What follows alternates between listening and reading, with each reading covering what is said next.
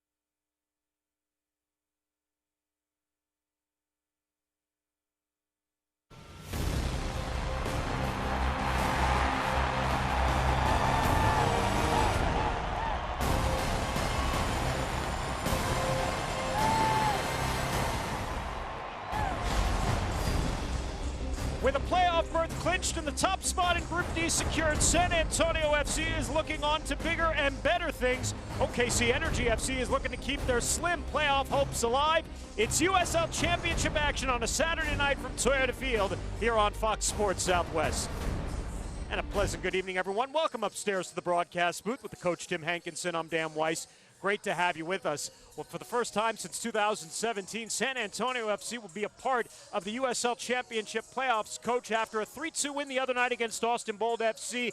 And what a response for the club after the defeat last Saturday against El Paso. Yeah, one of our center backs, Kai Green, said this week, he says, we have not forgotten the pain from not making the playoffs last year, and such a determination by this team to bring playoffs back, and they've done just that. Luis Solignac scores for the 6th consecutive match, and then Christian Perruzza, who assisted on Solignac's goal, perhaps with one of the best strikes of the season there. Yeah, Solignac and Perruzza and Gallegos, they're all shooting over 50%, getting their shots on target, and that means multiple goals from all of them.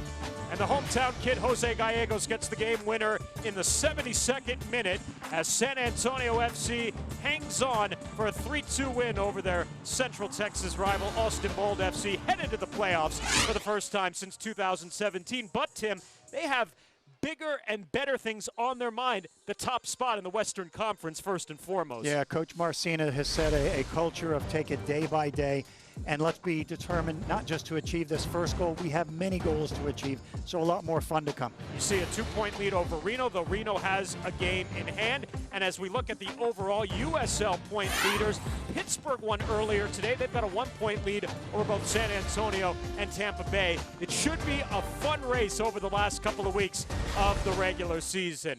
Well, we mentioned Luis Solignac before, Coach, and this Argentinian has had a tremendous year.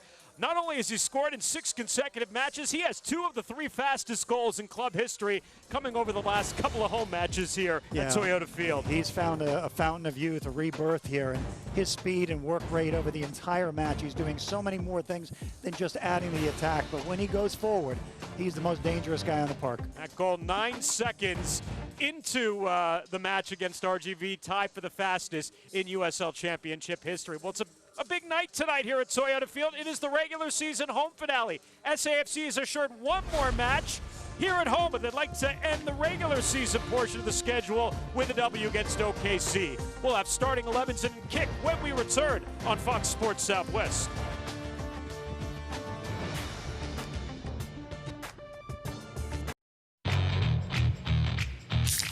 Crack open summer with the taste of freedom.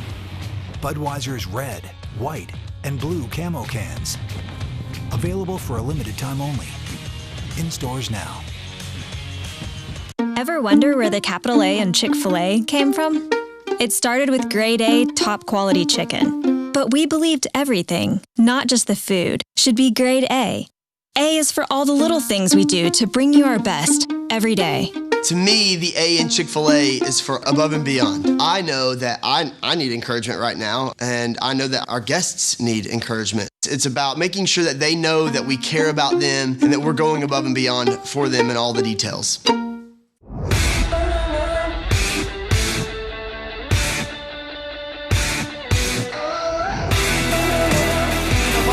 shot, it's a goal!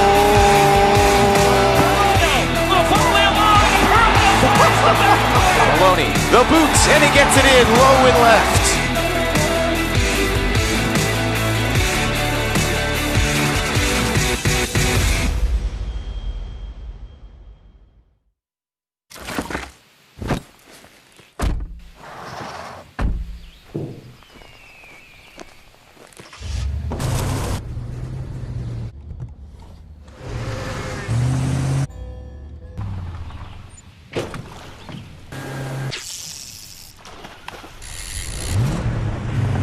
Yeah, sounds like another amazing weekend.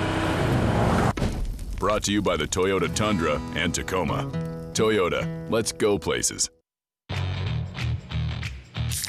Crack open summer with the taste of freedom. Budweiser's red, white, and blue camo cans. Available for a limited time only. In stores now. San Antonio FC Soccer on Fox Sports Southwest is brought to you by Toyota. Go to buyattoyota.com or visit your local Toyota dealer today. It is an absolutely picture-perfect night here at Toyota Field as San Antonio FC and OKC Energy FC meet for the final time here in 2020. SAFC has taken the first two meetings. We take a look at the starting 11s for both clubs. Energy with just one win in their first 12 matches, yet still alive for a playoff spot in Group D. Jaime Chavez, always dangerous up top, leads their club with 3 goals on the season. San Antonio FC make a couple of changes, playing their third game here over the last 7 days. You'll see no Christian Perruzza or Luis Solignac to start tonight. Rather, Gonzalo Lorenzo, Jordan Perruzza, Ignacio Bailoni up top, and Mitchell Tainer will miss his first match this season. He had been the last player to play every single minute for San Antonio FC. As you take a look at Gerald Flores, our center referee, working with Diego Blah, Ricardo Ocampo, and Hector Hernandez as we are underway. Along with the head coach, Tim Hankinson, our entire crew, I'm Dan Weiss. Thanks for joining us here tonight on Fox Sports Southwest. San Antonio FC and OKC Energy FC meeting for the 13th time in each other's history. SAFC in their home black kits with the checkered red and white, and Energy in their away white kits trimmed in green and blue. As Hunter Gorski is fouled early, and San Antonio FC will reset. Gorski back wearing the armband tonight as the captain, after Josh Yarrow wore the armband on Wednesday in the win against Austin. And coach, if you're John Pasquarello and OKC, well, you're happy one. You haven't conceded yet, 50 seconds in. You're also happy Luis Solignac is not in the starting 11 tonight as well. But we may see him late, so danger lurks. But you can see San Antonio's come out with a very specific plan to play direct from the start and put the OKC back four under pressure immediately. So they're trying to drop balls into these 3 strikers and see if we can get a flick on or a ball knocked down that we can get on the end of. And that keeps OKC on their heels a bit right from the start. See Ignacio Bailoni up top there with Gonzalo Lorenzo, both who came in as substitutes the other night in the victory against Austin. San Antonio FC picking up their 9th win and their 6th victory here at Toyota Field. SAFC 2 wins this year against Energy, both by way of clean sheets. They win in Oklahoma City 3-0 in late July, and then they win back here at Toyota Field a couple weeks later 4-0. So they've outscored Energy 7-0 in the 2 matches so far this season. Yeah, it's been dominant, and you know what has not quite gone right for OKC when you consider that they're the lowest in the league, the entire league, in possession time, lowest with fewest shots And, you know, with only eight goals to speak of, it's just not been a formula to pull results. So, but, you know, they're suffering. They're going to be digging at this to the very end. And so we can't relax. We have to make sure we're on our game and meet the challenge. John Pasquarello was actually very complimentary of his team, coming off a 1-1 draw against Tulsa in their last match a week ago. They were actually down to 10 men, and former SAFC midfielder Omar Gordon came up with a goal at the death to salvage a point. They haven't scored a lot, but you know what? As of late, they haven't conceded a lot. Only a couple of goals conceded in their last 3 matches, and there's John Pasquarello, who, by the way, was not here the last time these teams met. He actually was one of a couple of personnel that had contracted COVID-19, and with his assistant Lee Wiedman, who was his roommate, he was under quarantine. So Lexi Varelis, or Visarelis rather, the goalkeeping coach, served as the head coach in that match for Energy. So nice to see that John Pasquarello, Lee Wiedman, both doing well back with the squad here as they come to San Antonio tonight. Yeah, absolutely. You can see when a team goes through this, you have to, as a coach, decide with your team as to where do we start? What blocks can we put into place to build on? And obviously being very disciplined, compact defensively, everyone getting behind the ball to work so that you're not in a position to give up anything, and then try to string your passes together, get your possession much improved, and by doing that, you're going to create more chances to get goals down the road. On the other side, Alan Marcina really proud of his team for the way they responded following their first defeat a week ago in El Paso. Just marveled at the fact that his team was, able to kind of shrug off a little bit of adversity. They didn't waste any time, scoring 50 seconds in, and every time Austin was able to crawl level, SAFC had a response, Coach. Yeah, and this is a confident team. They have fun playing the game. They have fun training. When you have confidence that locked in, one setback is not going to, throw the team upside down. And you have the right mix of young guys and senior players. The senior players saying the right things to the younger guys to make sure that the focus gets ready for the next day and the next game plan. That being said, my guess is that Coach Marcina would like to see probably a better defensive effort from his club here tonight, especially in the second half. Austin certainly was able to find their channels to get opportunities and a couple of goals. Well, this is the team that you should have a clean sheet against, and they should be working hard for that. And getting back, there have been a series of games back-to-back where we were just not giving up anything.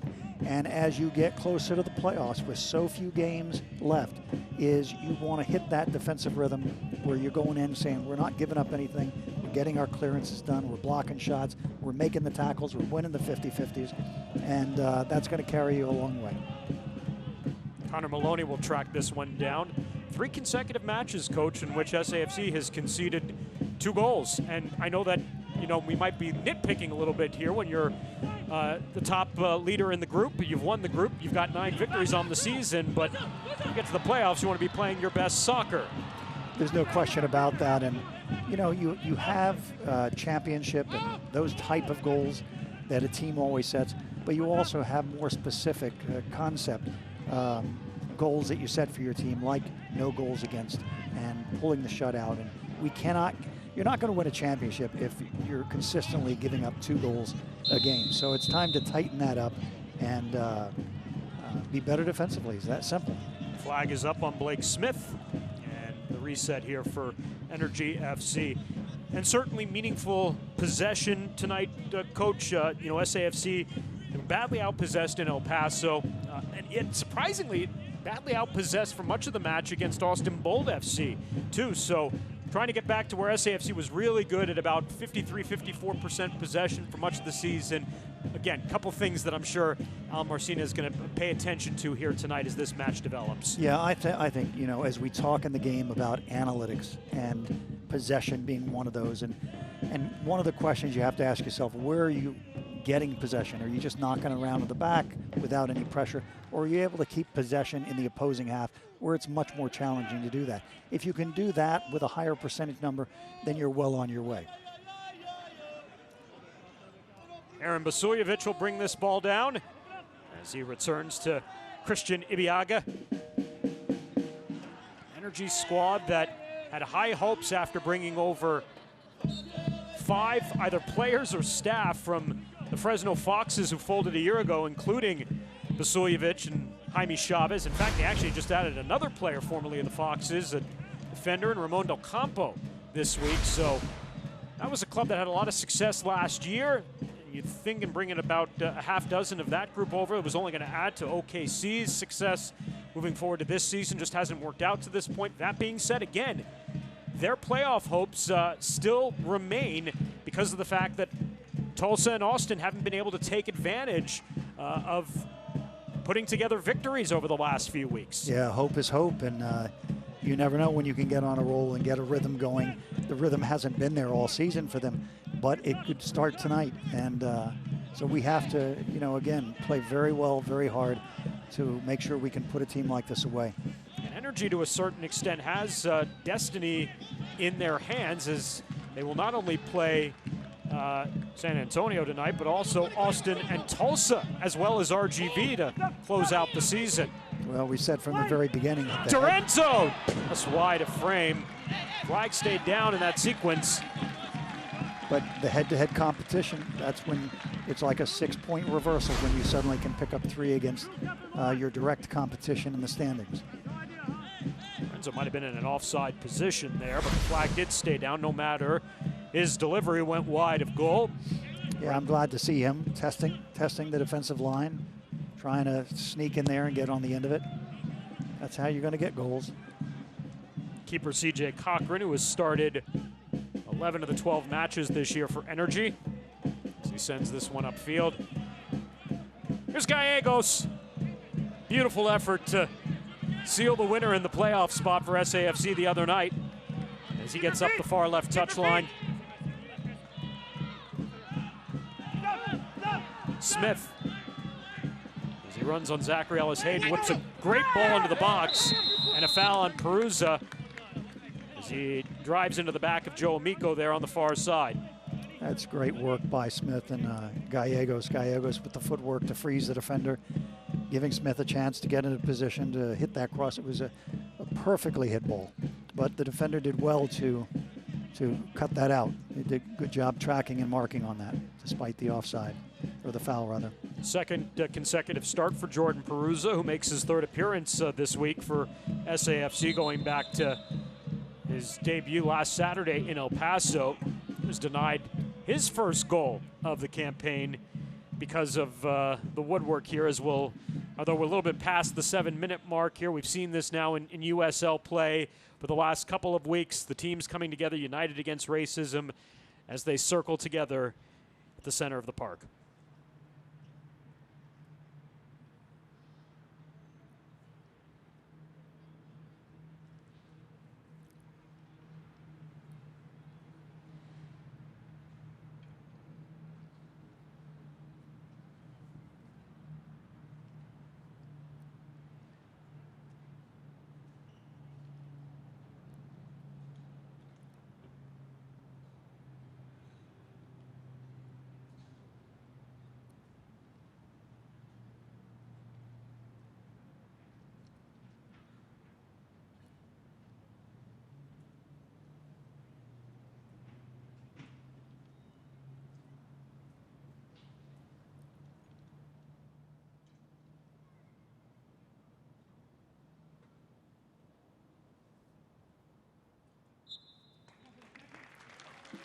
Regardless of what happens going forward, this will be a season that nobody forgets for SAFC, for the USL Championship, between COVID-19, between social injustice, and hopefully it does culminate with a USL Cup for San Antonio sometime in November. Yeah, it'd be great to be able to take all the challenging issues and finish with a trophy being jogged around the field over their head. And I'm noticing more fans coming out tonight, feeling comfortable with the environment, so that's exciting to see. And that would probably be the last hope, is that if there is a championship match, it'd be played in front of as many fans as possibly could be inside Toyota Field. SAFC at 25% capacity. This is their third consecutive match at that mark.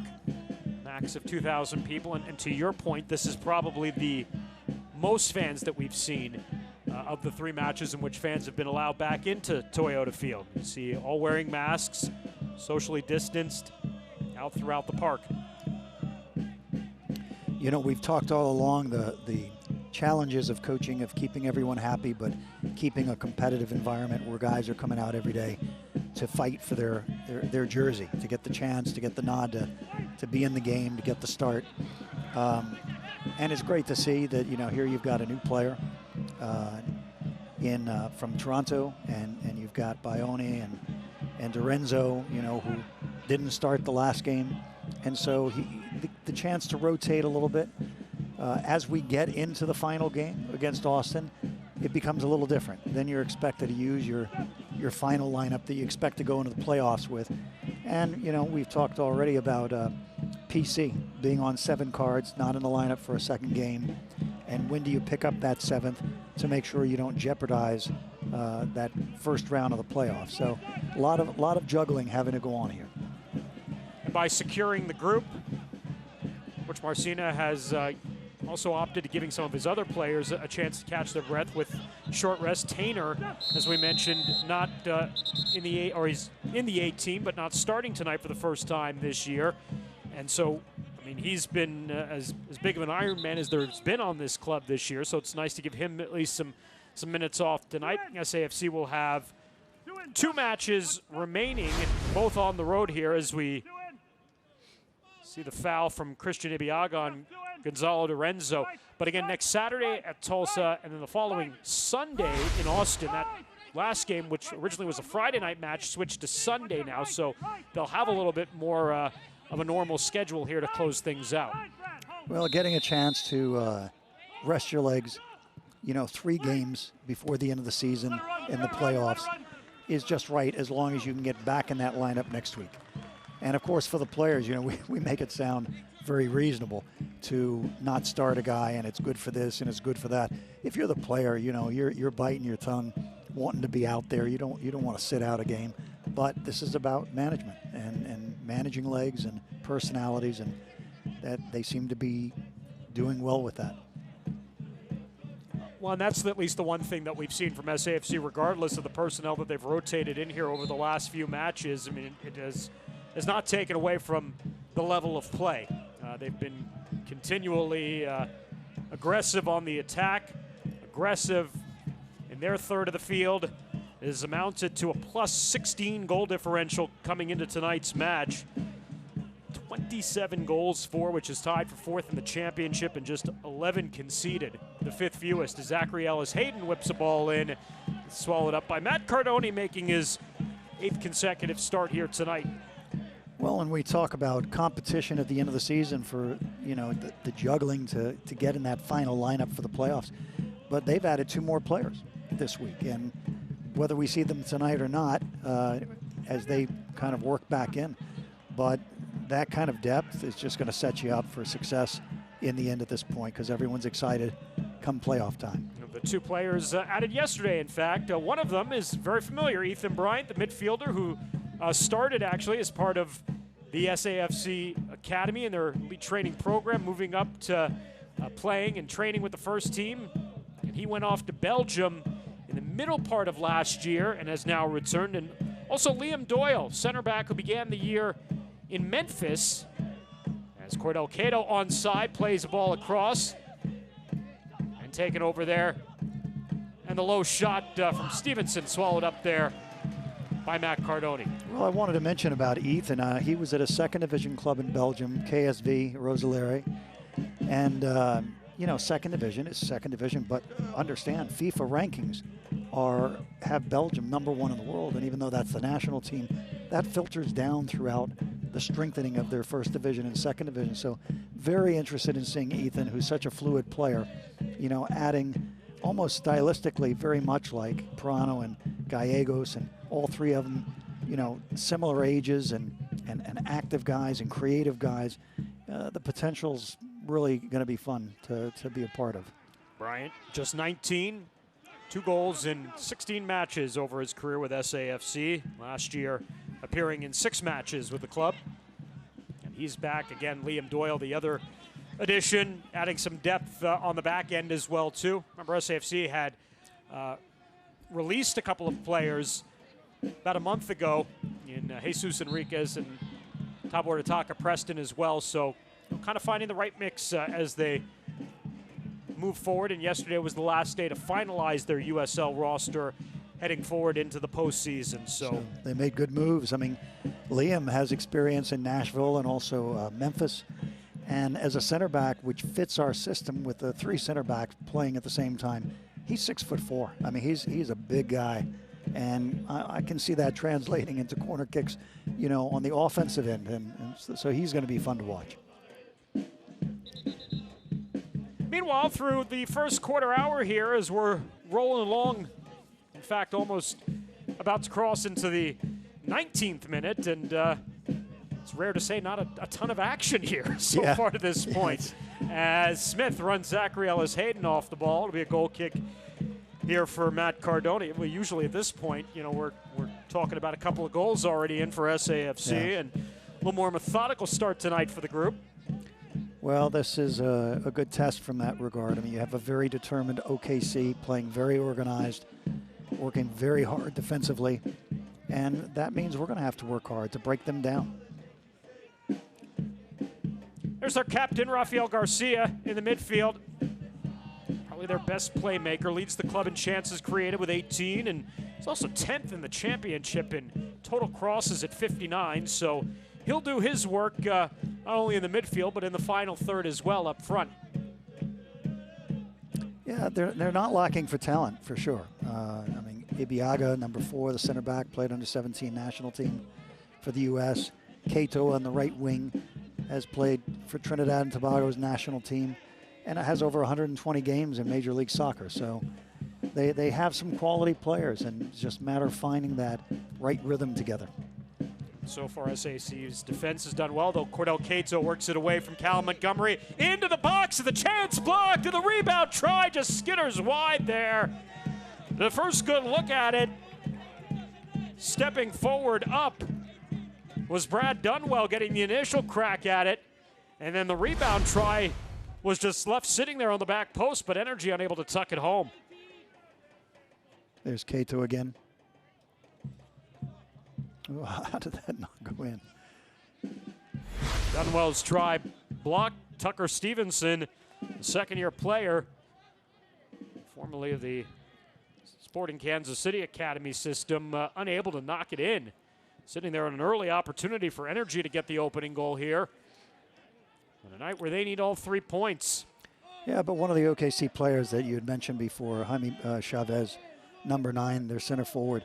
This is a guy who, when he was playing for FC Miami in the NASL, was scoring almost every game. I mean, he was one of the more dangerous. And as a opposing coach, very often I would think to myself, I hope he frees up because this is a guy I want. But with OKC, he's just not gotten the service, not as dynamic, just hasn't had the goal production this year that we've seen in the past. Garcia switches the play. Intended over there on the far side. For Stevenson, it was headed out. Vasiljevic trapped in the corner. And another throw for Energy. Yeah, another player they're missing tonight is their normal other center midfielder to play with Garcia. Normally number 8, Jose Hernandez. He had a red card in his last game, so he's out. Yeah, 2 cautions for Jose Hernandez in their draw with Tulsa. Red card, no Kyle Highland tonight on the back end. He's out with injury. And Stevenson getting forward here with Dunwell. Canceled out there by SAFC, and the question will be whether it's a corner or whether it's a goal kick, and it looks like it's going to be the first corner of the match belonging here to OKC. That'll be a throw, actually. Interesting.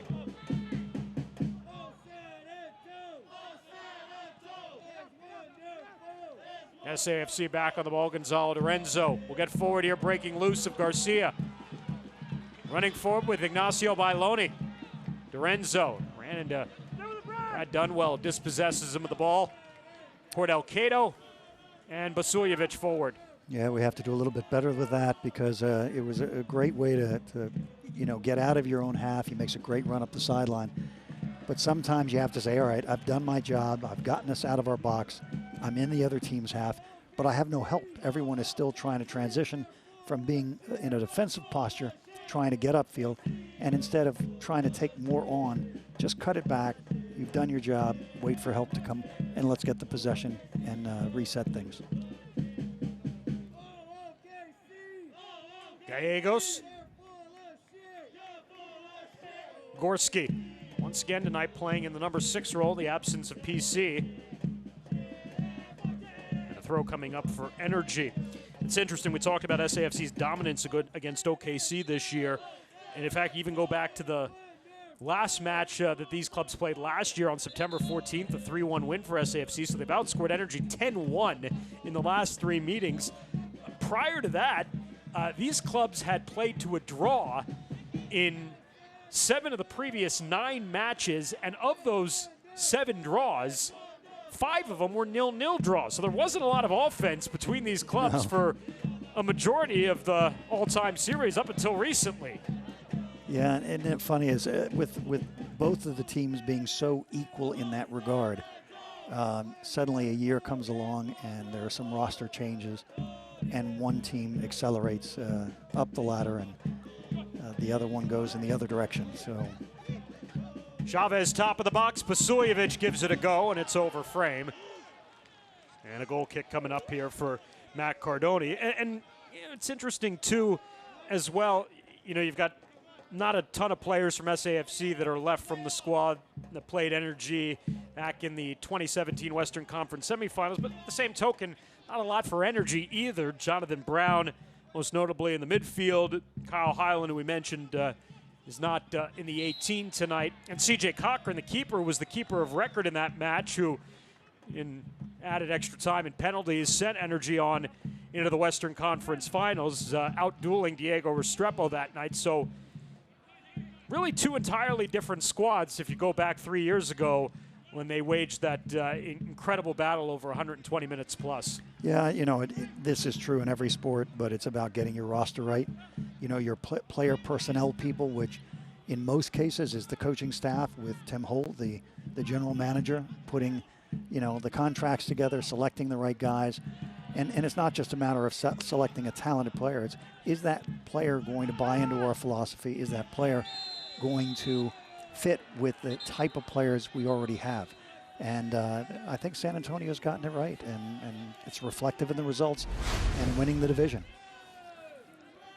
There's a foul on Dorenzo and a reset here for Energy. We were wondering before the match whether or not we'll see a hydration break tonight. And we mentioned at the top, it's a picture-perfect night. 78 degrees at kickoff, very low humidity. Little breeze coming out of the north at about 5 miles an hour. I mean, these have probably been the most favorable conditions we've had at Toyota Field going back to the season opener on March the 7th. Yeah, I don't know why they would need a water break. I need a sweatshirt. But I think with the weather cooling down like this as we get towards the end of the season and into playoffs, it's exciting because it brings out a higher level of energy, of work rate. Players last longer, they push themselves harder because you're not getting beaten up by 100-degree temperature and 95-degree humidity. And so it's a great benefit, and it'll improve the football the rest of the way. Stevenson and Maloney battle for the ball. Maloney able to win the one-on-one battle against the second-year pro Stevenson. And SAFC back in possession as Yarrow maneuvers it over here to Callum Montgomery.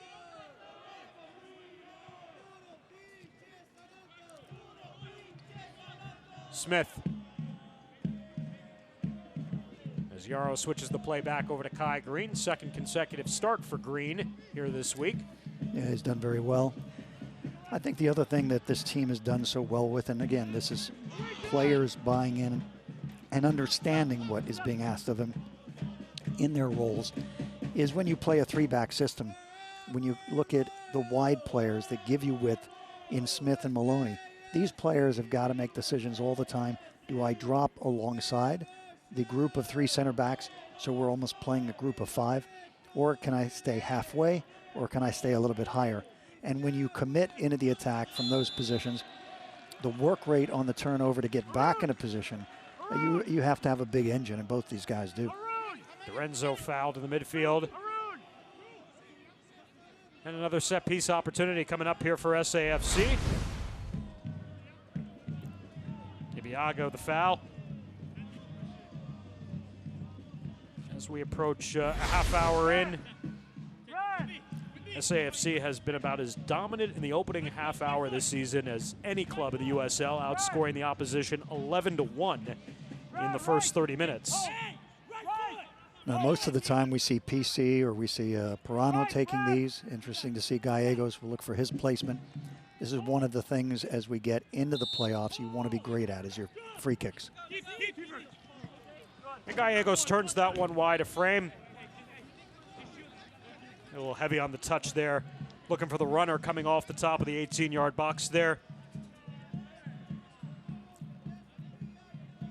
More opportunities for him to learn some different things too. It is. Well, I mean, you give him chances like that, and it's a learning curve for the player. It's a learning curve for the coaching staff to say who can step up in the real game in front of fans and have great placement. And by the way, I want to wish an early happy birthday to Jose Gallegos. He'll turn 19 on Tuesday. Well, a veteran.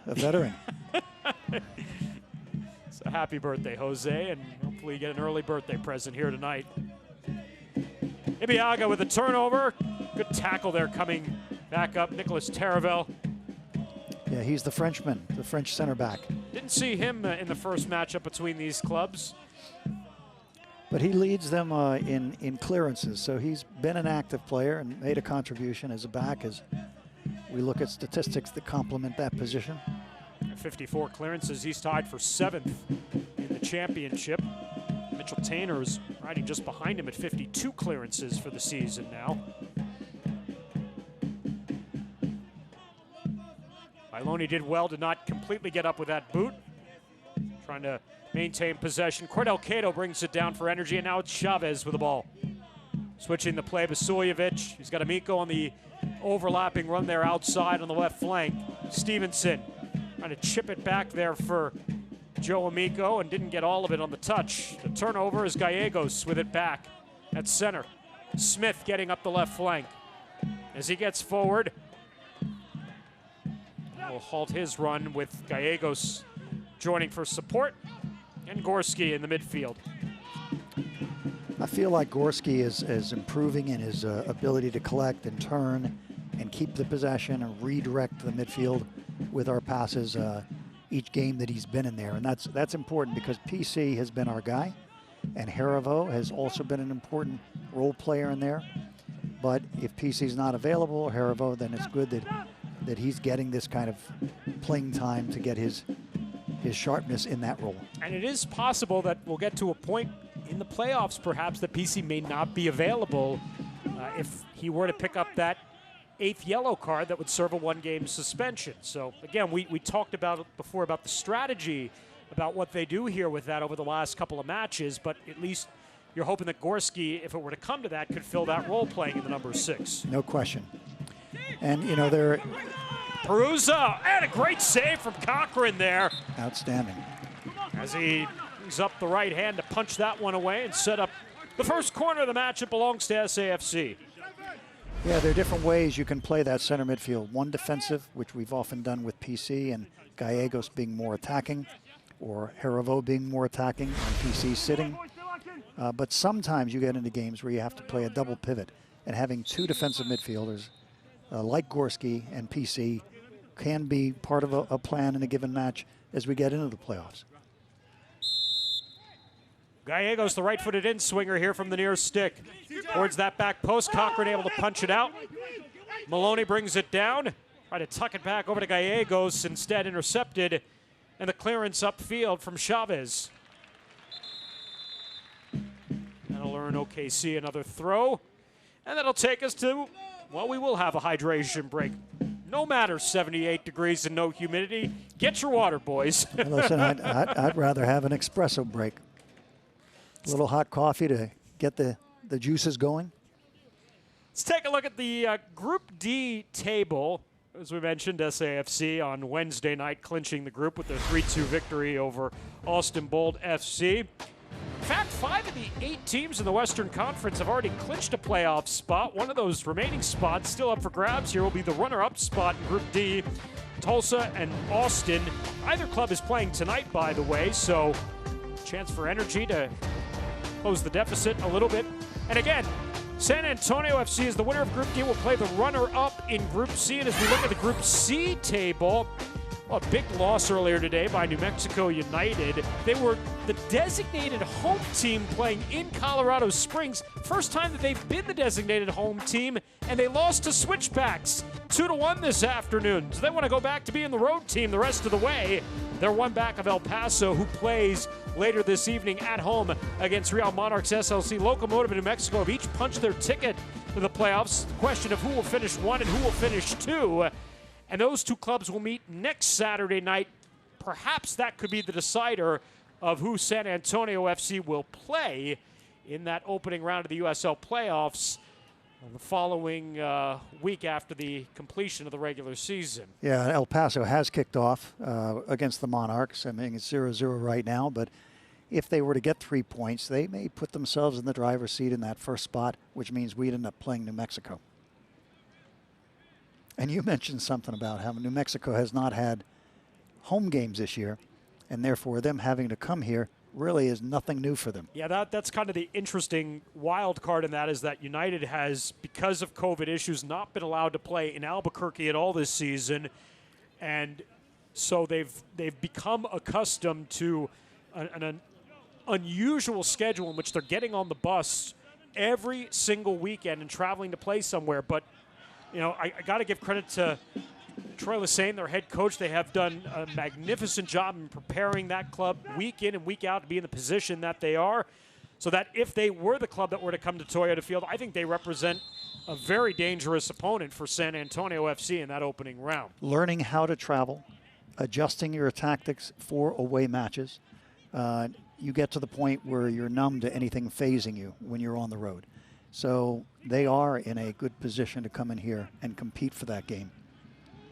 And with a club that, ironically, last year on the final day of the regular season, jumped San Antonio FC to claim the 10th and final playoff spot of the Western Conference. That would be a tasty first-round matchup between two sides who are both very well put together and both very well primed for an opportunity to win the entire thing. I would agree with you.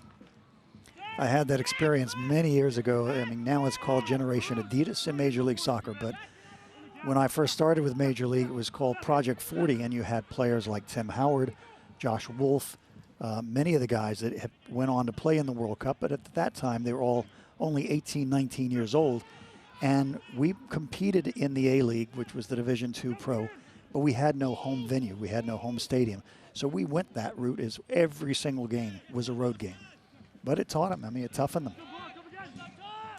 SAFC will earn the throw here in the 36th minute. Just one shot on target for either side. In fact, only 5 combined shots total. Gallegos making the turn inside the area. Able to weave away from Amico. Slips it to Lorenzo. Didn't get all of it, though, on the strike. But a nice little setup from Jose Gallegos to Gonzalo Lorenzo just inside the 18-yard box there, trying to give SAFC the early advantage. You know, but we're missing 2 vital pieces. And if you look at what Solignac brings, which is composure up top and target play, and even though he's been getting goals for us, he also can play make and set other players up. And you also look at Perruzza, who is the midfield maestro as far as creating ideas and getting penetration where defenders have to collapse on him, and then he can slip the pass to the open striker. And that's hurting our creativity and chance creation. Both players, Solignac and Perruzza, on the bench tonight. Likely to make an impact in this match at some point in the second half. Solignac, of course, goals in 6 consecutive matches, which is a club record. It's also the 3rd longest streak in USL Championship history. Just 2 back of Haji Berry, who went 8 consecutive games with a goal back in 2018 for what at the time was Swope Park Rangers, now Sporting KC2. Last year, Solomon Asante went 7 consecutive matches with a goal for Phoenix Rising. So, again, it's a magical campaign for Luis Solignac. This is an onside ball here for Connor Maloney. Cuts it back to Renzo. Great save on the pitch there from CJ Cochran. You know, I have not seen, I've said things before about Maloney not necessarily being an attacking player, but a great workhorse out there. There's no reason he shouldn't make that run more often and be able to find more cutback balls to players coming late in the box. I think that was brilliant of him, and I'd like to see more of it. So a couple of setups there on that right flank for SAFC for Gonzalo Lorenzo, and didn't get all of it on the first one. A little more on that second one, forcing Cochran to go to ground to make the save there to his right.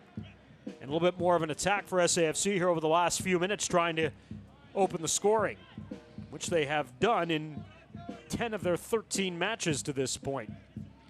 You know, I just made mention of Perruzza and Solignac being talents that are not on the field right now as a reason for maybe not creating as many chances as we would hope for.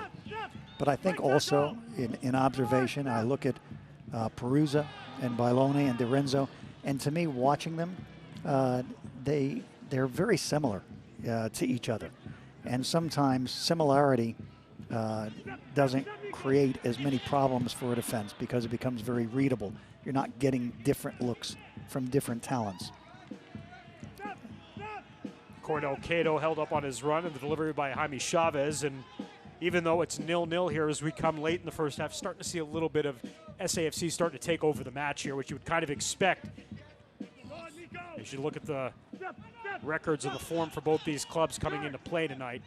Zachary Ellis Hayden will play it out wide. Cato. To collapse on him behind the play. That's have a player down. Yeah, injured OKC Energy player that's down behind Nicholas Taravel. That's Rafael Garcia, the captain, who's down on the ground here. Yeah, the style we're playing tonight has been quite a change. I mean, usually we're a side-to-side, build-up, play combinations.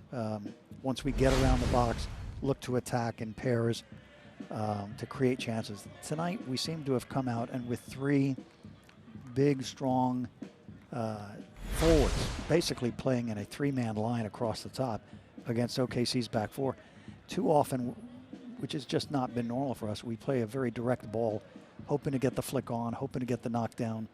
And I think the 3 players playing close to each other in a line in front of a 4 leaves very little space to open up to defense. So I'm hoping we'll make some adjustments there at halftime. Saw an awkward land from Garcia. Looks like they're trying to stretch out the left hamstring there. We mentioned, and we showed you, in fact, the Group D and the Group C tables, and I mentioned that 5 of the 8 teams in the, or 5 of the 8 spots in the Western Conference playoff race have already been clinched. Reno and Sacramento have taken the top 2 spots in Group A.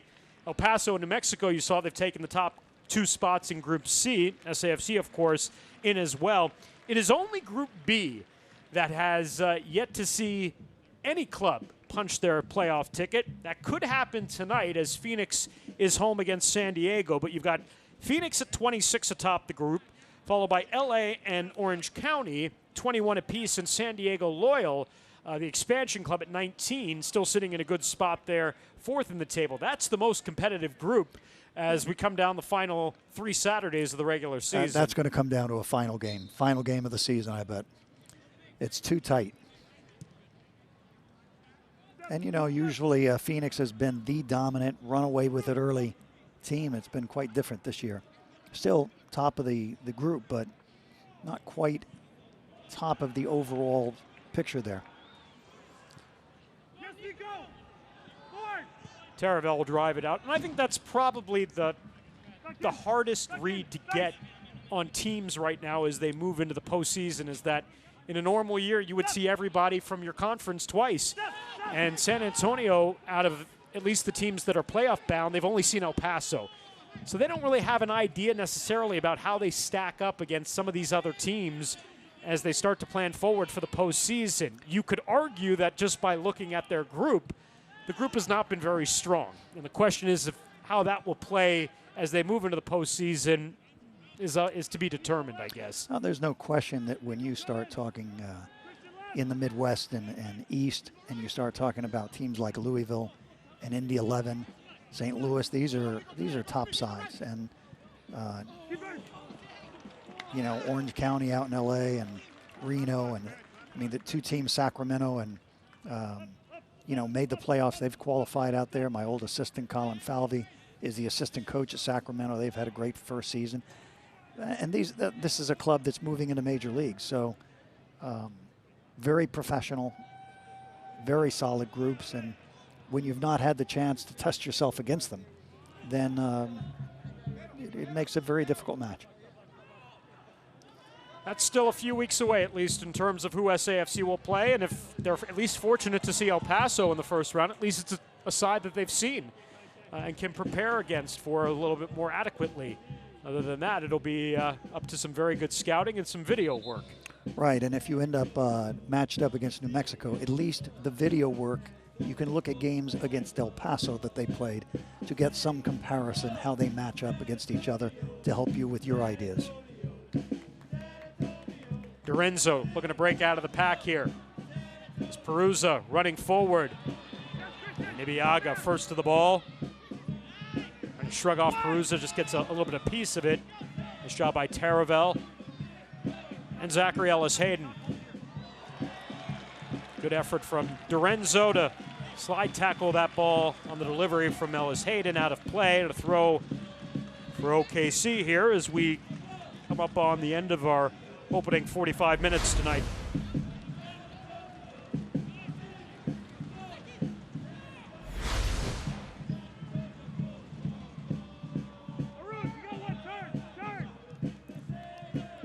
Amico on the feed from Basuljevic. Another player, Amico, is great experience. He had over 50 games in Orange County in the championship level.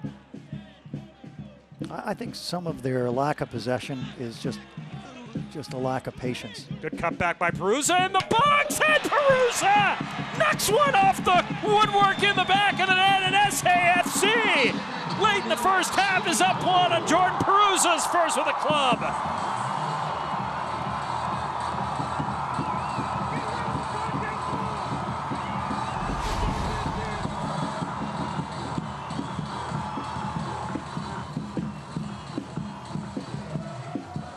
He says, I didn't come all the way from Toronto on loan to watch everyone else score. I'm in on this. Great finish, great left foot. Look how he goes for the far post. Denied Wednesday night by the woodwork, this time able to tuck it in under the crossbar to the back of the net. Jordan Perruzza, his 18th career goal, and tonight only his 31st professional match for the 19-year-old who hails from Toronto. Outstanding finish. SAFC up one here late in the first half. And now watch out. What does that do for his confidence as a new player, only having played a bit for the team, and everyone's confidence in him? It just fuels itself. 5 minutes of added time here, as you see at the end of the first half.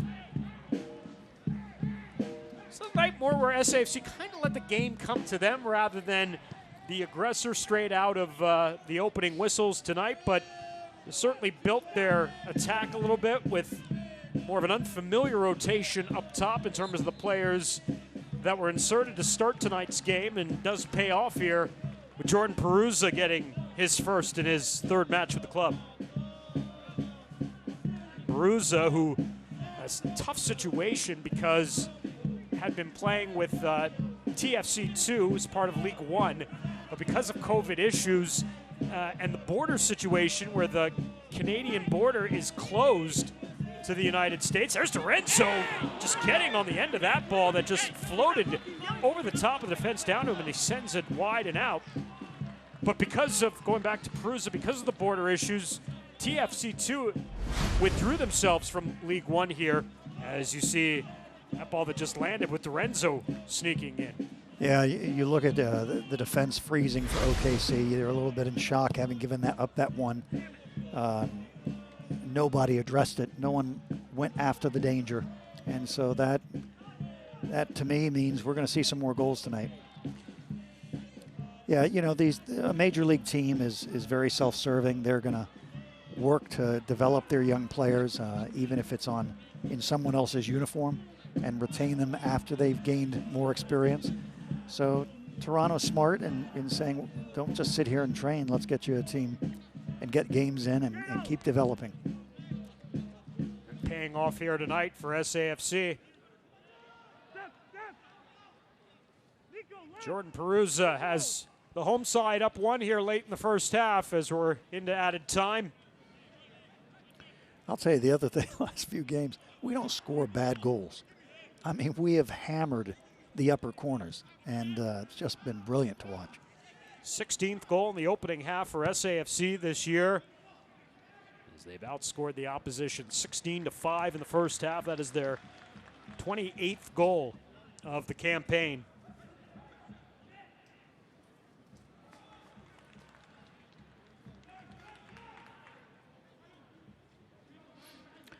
And as they start to, go into halftime, if you're John Passarella and OKC, now down a goal, you cannot lose at this point.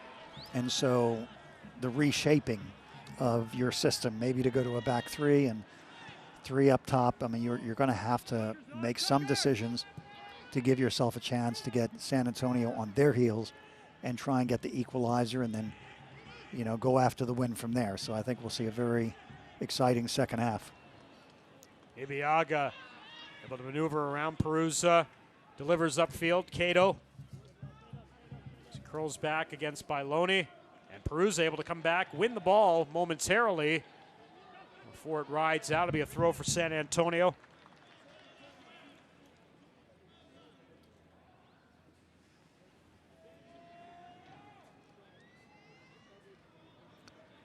And you can already see the OKC reserves warming up.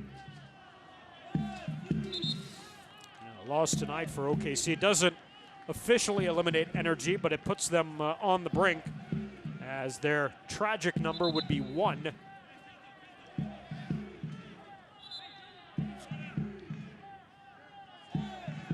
So certainly that should, again, as you pointed out, kind of change their approach in the second half.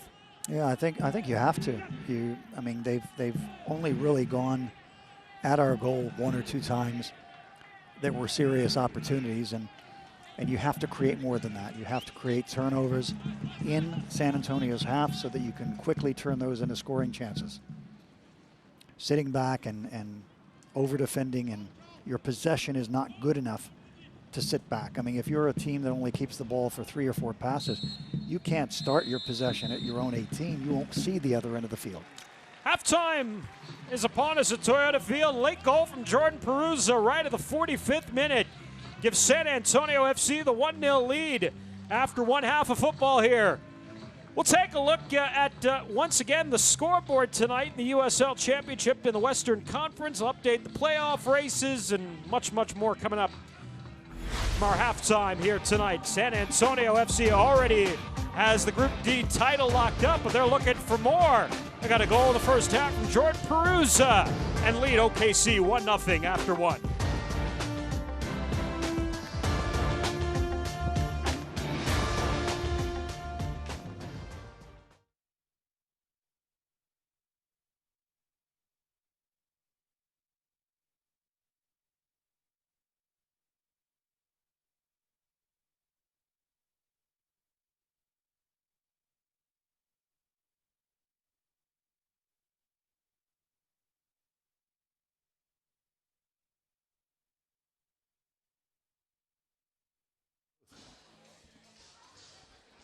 We know times are uncertain right now. While Kickapoo Luck Eagle Casino Hotel can't offer you the slots, poker, and bingo you love, we are certain we'll get past this together. Until the reels begin to spin again, stay home and stay positive. We'll see you again soon. It's the Labor Day sales event, only at Big O Tires. Hurry in for savings throughout the store, including buy 3, get 1 free on select in-stock tires with installation purchase. That's a free tire from top brands like Nitto, Cooper, and Continental. Get out of the house and hit the road this Labor Day with Big O Tires. But this deal only lasts until September 20th, so get into your local Big O today to buy 3, get 1 free. Big O Tires, the team you trust. When ordinary people do extraordinary things, like becoming an organ donor, you give the gift of life.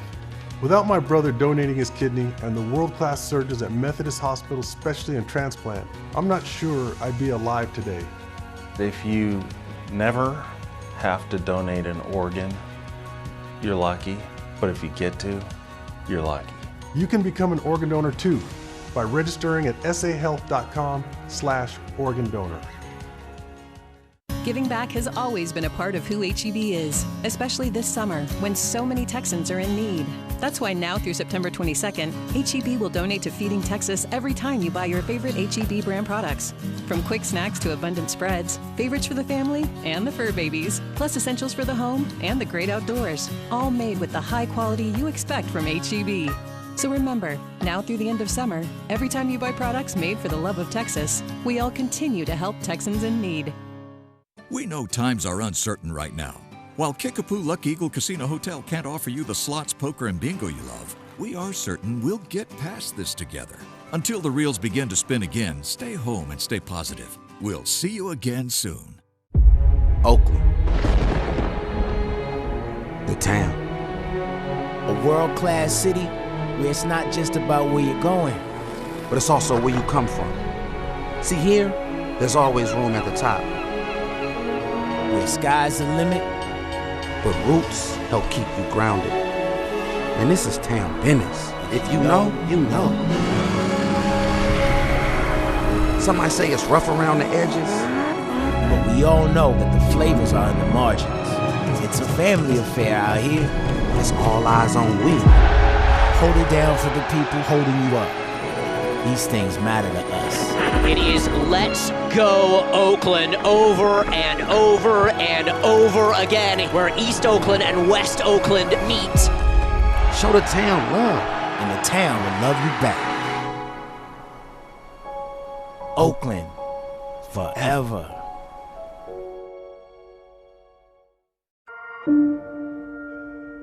The United Soccer League and its 47th championship in League One clubs stand united in support of diversity, inclusivity, equality, and compassion. Together, we can make a difference. Together, we can create change. Together, we are united against racism.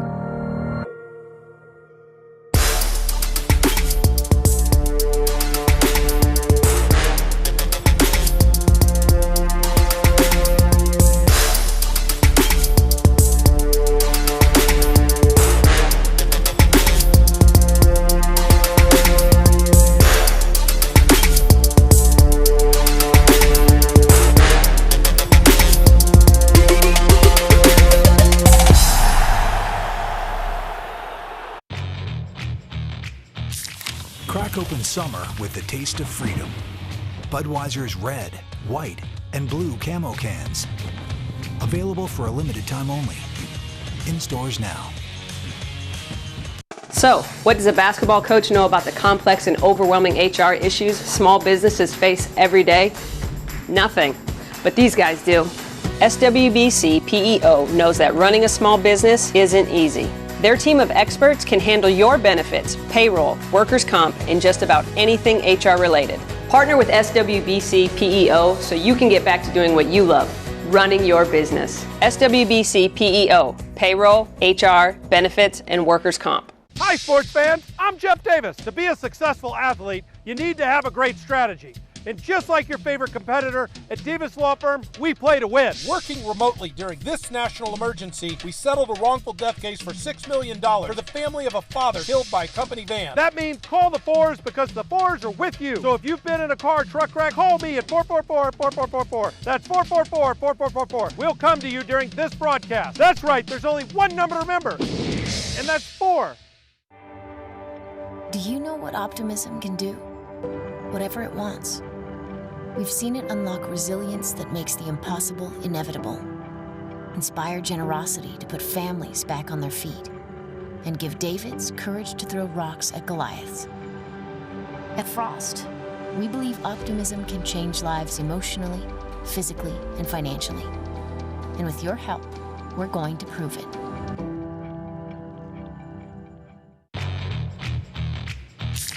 Crack open summer with the taste of freedom. Budweiser's red, white, and blue camo cans. Available for a limited time only. In stores now.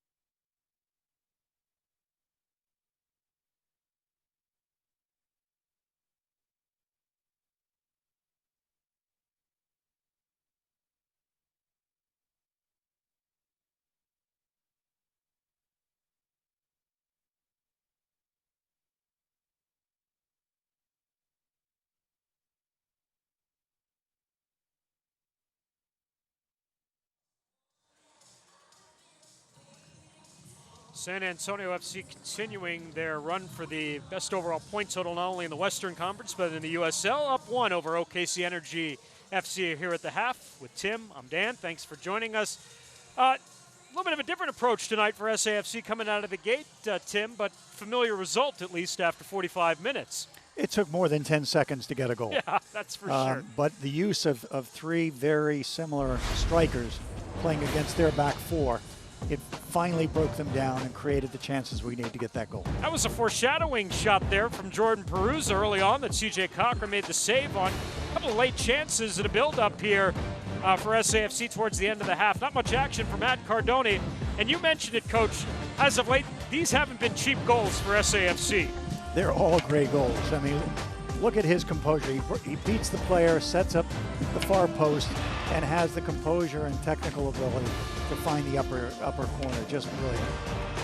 That's a goal scorer's goal right there for Jordan Perruzza. Pretty world-class celebration as well as Perruzza gets his first with the club and his 19th career goal. Let's take a look at the numbers from the first half of play, Tim. And again, this was more of an interesting build-up tonight because about 40 minutes, SAFC only had 3 overall shots in this match, but you see had a much stronger finish once they got a little bit more chemistry. Yeah, I mean, look at the possession. We've had some games where we've been way below 50%. So to get that average back up, and again, even though this is slightly better for OKC, their possession has been very poor this year. So good to see them taking better care of the ball. It'll make for a better second half. And 50% on that shooting accuracy average, which I know you like to see. Always point out, too. So far, so good through 45 minutes for San Antonio. We'll take a break. Second half coming up from Toyota Field here on Fox Sports Southwest.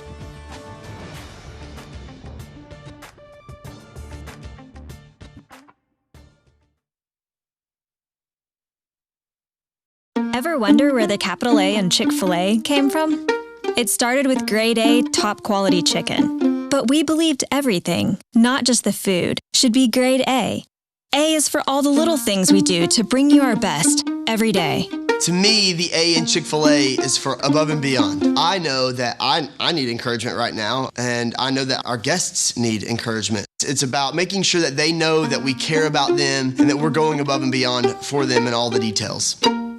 Giving back has always been a part of who H-E-B is, especially this summer when so many Texans are in need. That's why now through September 22nd, H-E-B will donate to Feeding Texas every time you buy your favorite H-E-B brand products.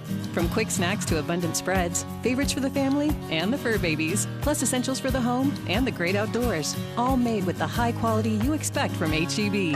So remember, now through the end of summer, every time you buy products made for the love of Texas, we all continue to help Texans in need.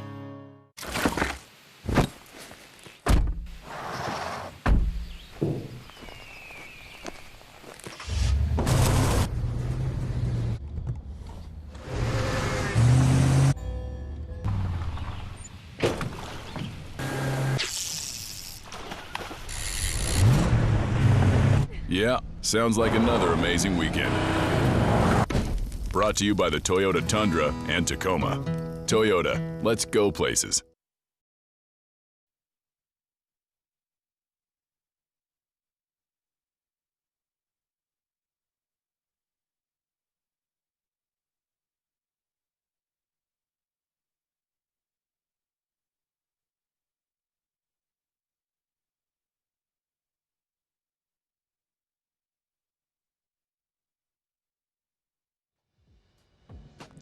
San Antonio FC up 1 over OKC Energy FC here at halftime. San Antonio FC soccer on Fox Sports Southwest is brought to you by Toyota.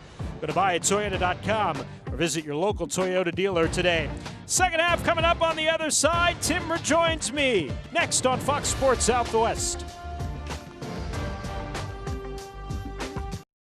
Ever wonder where the capital A in Chick-fil-A came from? It started with grade A, top quality chicken. But we believed everything, not just the food, should be grade A. A is for all the little things we do to bring you our best every day. To me, the A in Chick-fil-A is for above and beyond. I know that I need encouragement right now, and I know that our guests need encouragement. It's about making sure that they know that we care about them and that we're going above and beyond for them in all the details. Giving back has always been a part of who HEB is, especially this summer when so many Texans are in need.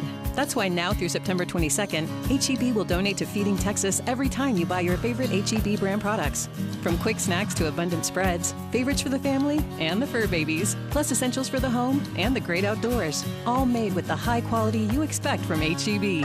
So remember, now through the end of summer, every time you buy products made for the love of Texas, we all continue to help Texans in need.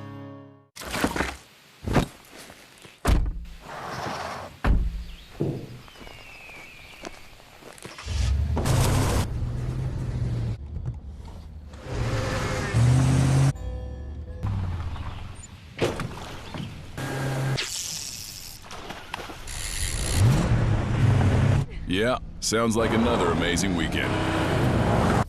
Brought to you by the Toyota Tundra and Tacoma. Toyota, let's go places.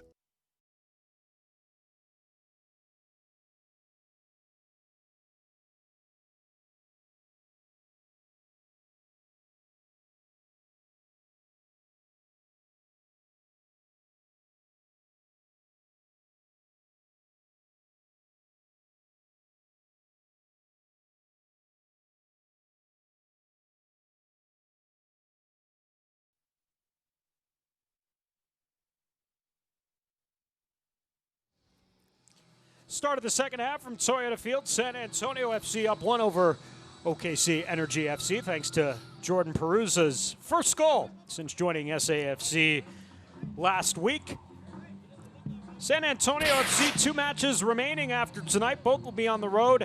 Note that last match against Austin Bold FC was originally scheduled for Friday, October the 2nd, has now been changed to Sunday, October the 4th. That is a 5 p.m. kick. And that'll be right here on Fox Sports Southwest. And then the USL Championship playoffs will begin the following weekend. Dates, times still to be determined. See Elton Garcia, or excuse me, Gerald Flores getting ready for the start of the second half here. Along with Tim Hankinson, our entire crew, I'm Dan Weiss. Thanks for joining us in the regular season home finale for San Antonio FC. They are up 1 over Energy. No substitutes to begin things in the second half. And we'll see how the visitors play things in this second 45 minutes, basically hanging on for dear life when it comes to trying to claim that runner-up spot in Group D. Yeah, they look, OKC looks like they've come out generally with the same formation, the same shape. Probably just a halftime talk of encouragement to try and pick up their game a little bit and create a chance to get that equalizer. That's a team that has just flat out struggled to score goals, as they'll get a set piece opportunity with Sujevic getting fouled here. Yeah, Dan, you know, you hate to be critical, but watching the first half, just no one seems dangerous for OKC, just in the bluntness of it. It's Garcia over the ball.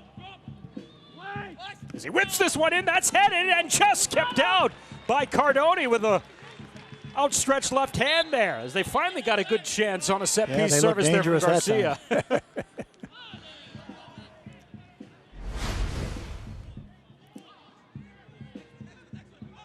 Tucker Stevenson and Cardone kind of stumbling a little bit on that save, reaching out with the left hand to knock it away. These are the details that we've been talking about the last few games where, you know, we're not quite clearing the box. We're not getting to the ball first. On that, their player had a free header, and we were flat-footed. And so that's something that we've got to get into our game, to be up first, to get our arms spread and our body over there so that they can't get up and have a free opportunity out of them. So we're very lucky there. But I've seen this in our game too often, and it's definitely something I'm sure they're working on and hope that we can clean up before playoffs. We've talked about this a little bit coming out of halftime. Is probably the one area where it seems more often than not SAFC struggles. A nice little touch there. Perruzza just turning it wide after Bailoni set him up beautifully. See, that would have been opportunity to put this game away. Oh, what a beautiful little piece of setup there for Nacho Bailoni, and Jordan Perruzza is arguing he's deflected on his shot. Yeah, not to be. I was going to say the defender did well to come over and kind of make him adjust his shot at the last second. So OKC dodges a bullet. A couple of scoring opportunities, both sides here to begin things in the second half. I was about to say, this is the one area, Coach, where SAFC struggles a little bit coming out of halftime where, to your point, they don't focus on the details necessarily, and it's ended up in the back of the net, of their net. Yeah, too often it's, and we've seen it like in extra time, where suddenly balls are being thrown to the box as a team that's behind or is equal is showing a little bit of desperation, so they want to create havoc. And all it takes is just sizing up, get the clearance done, let's get everyone out, and play the game in an area of the park that's not around our penalty area. You play the game around your penalty area, then suddenly you're asking for something to go wrong. And it has happened to us before. So getting those kind of clearance headers, marking your man, tracking your men, these details we've just got to be really, really good at if we expect to be able to shut teams out. Perruzza trying to keep possession there. Maloney battling Stevenson along the touchline. Perruzza with it back. Opens up for Kai Green. He's looking for Yarrow. And Yarrow came back for the ball there ahead of Chavez. Now Green will get rid of it back to Matt Cardone, who will boom it forward. That's one of those where teammates look at teammates. Yarrow looking at Kai, and I'm sure it was an expression of, what are you giving me that? What are you giving me that pass for? Cochran gives it up. A floater to the back post there from Perruzza, and saved off the line by the defense with Cochran well out of his net at the top of the 18-yard box.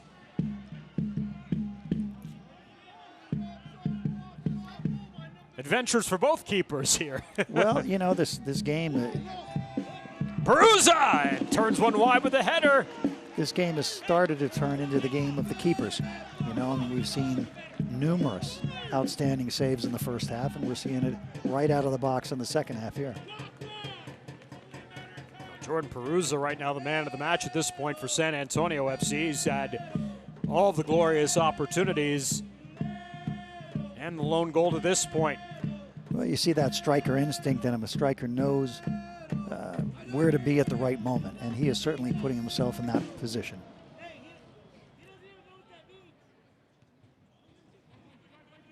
And has certainly found a level of comfort here now in his third match with the club.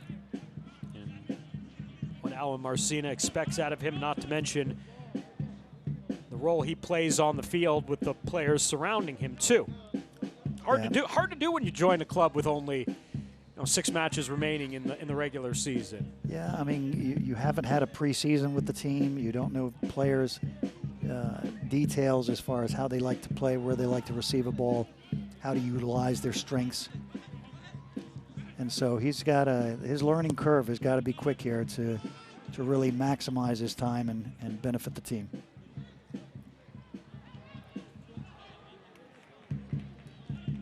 Bailoni running this one down. Gorski. Gallegos.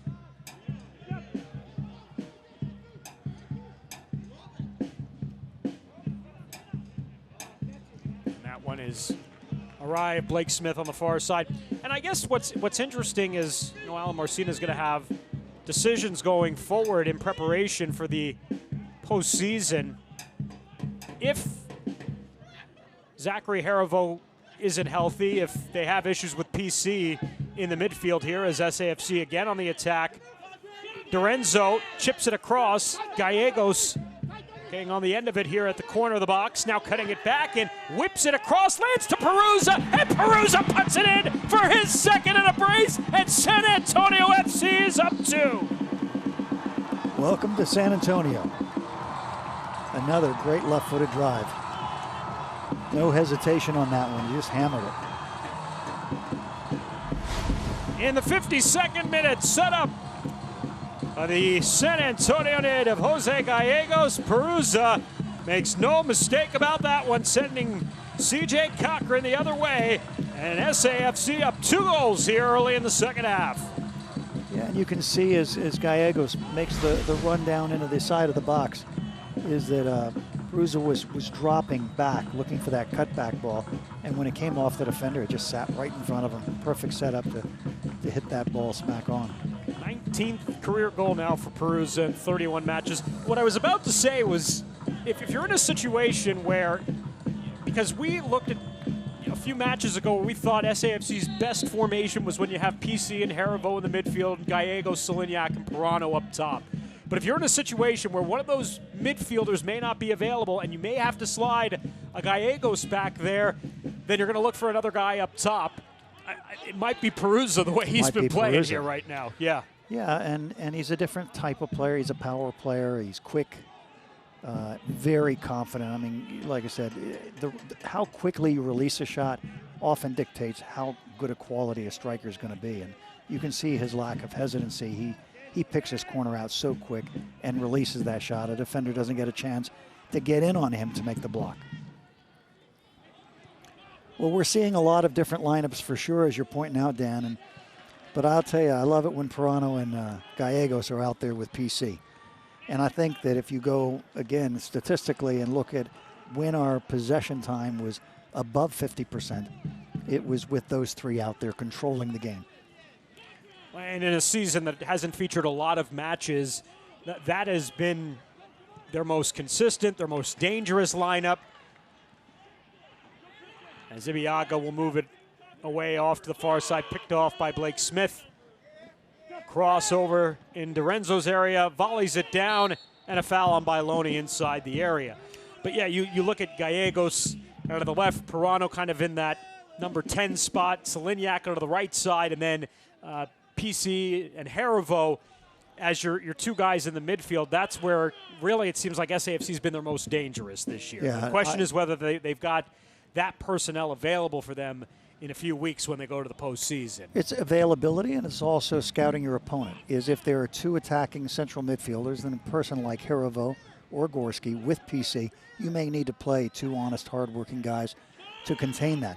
But if they only have one attacking player playing in front of a defensive midfielder, let's say in a 4-4-2, PC can handle that, and that allows you to play two attacking pieces going the other way to keep the other team on their heels.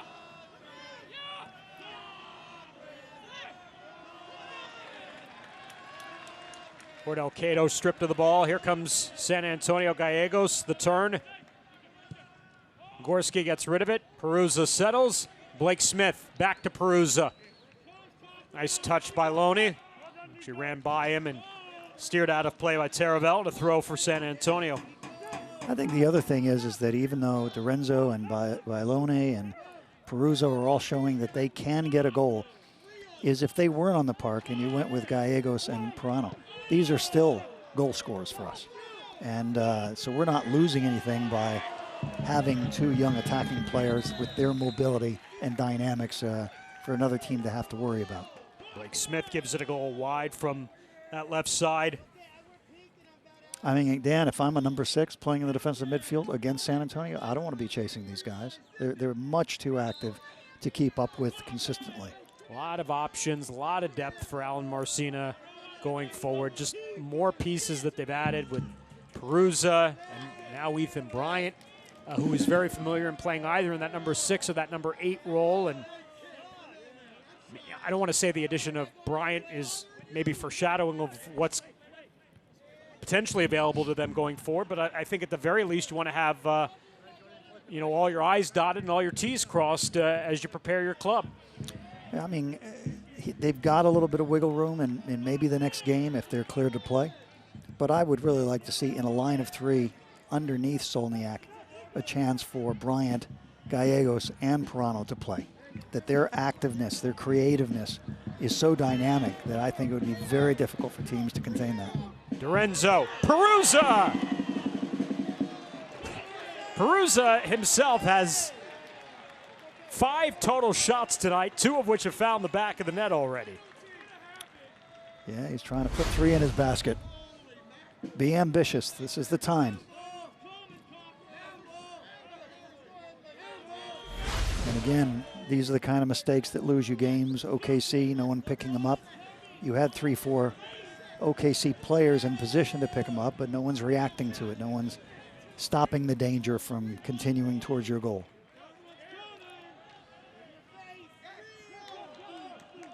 Stevenson back on the ball. Cochran gets rid of it.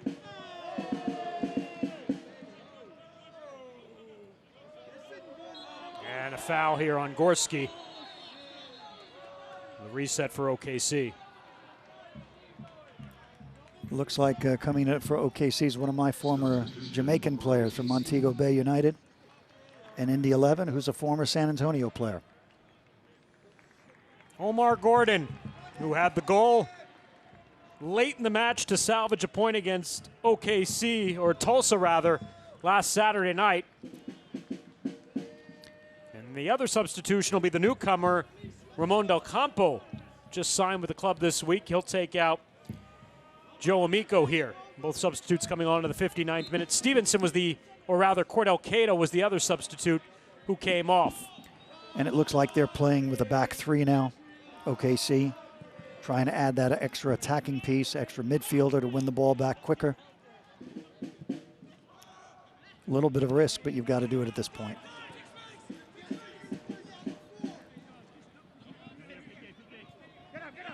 Gordon first touch, corner of the box. Chavez brought down inside the area, but we play on. I think we need to look at that one again. Gerald Flores immediately waved his finger, watching Chavez go down. Chavez arguing that he was tugged down by the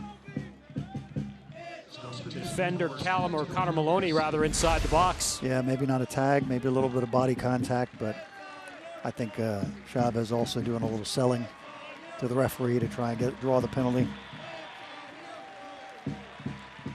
Luis Solignac will come on here in the 60th minute after 1 hour after taking out Gonzalo Dorenzo. Christian Perrano is going to come on too for Jordan Perruzza. We'll get a nice round of applause coming out after he gets both of SAFC's goals in the 45th and 52nd minute to give them the 2-0 lead they currently enjoy. Great game for Perruzza. He made his mark. Will not get an opportunity to score the first ever San Antonio FC hat-trick here at Toyota Field. They did have one last year on October the 11th in Portland from Ever Guzman. That is their only hat-trick in club history. Not an easy task, but it's great to see Perruzza come in here and show the confidence and quality that he's got. He'll definitely help the team down the stretch. Green unable to run that one down, but no matter, as it'll end up in a goal kick here for Matt Cardoni. Right for Jordan Perruzza, his first 2 goals of the club coming at the end of the first half and in the opening stages of the second half.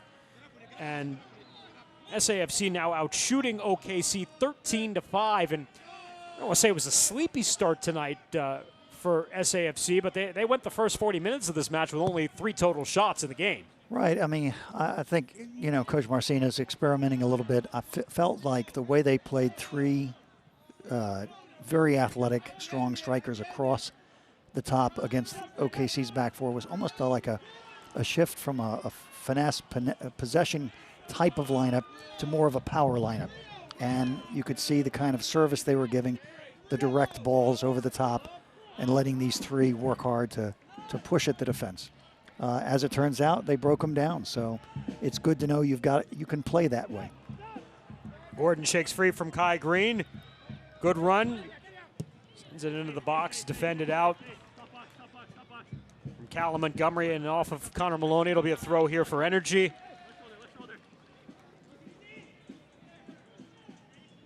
It's set to cross into the 63rd minute. Stevenson will come up to take the throw. Impactful player to start since coming on, Omar Gordon. Chavez leaves it into the box. It'll right out off Gorski. It'll be a corner for Energy, their first one coming up. Omar Gordon, 6 goals over his 35 matches with San Antonio FC, spanning a couple of seasons, 2017 and 2018. Ibiaga is almost always a target on this, making a run to the front side of the 6, trying to get a flick on. Very good in the air. And went far post that time. Garcia, the delivery, headed out. Perruzza held from behind and dragged down by Brad Dunwell, and he should go right into the books. Referee Gerald Flores was, I believe, reaching for his card and lost his whistle, didn't get the card. He'll show yellow to Dunwell here in the 63rd minute.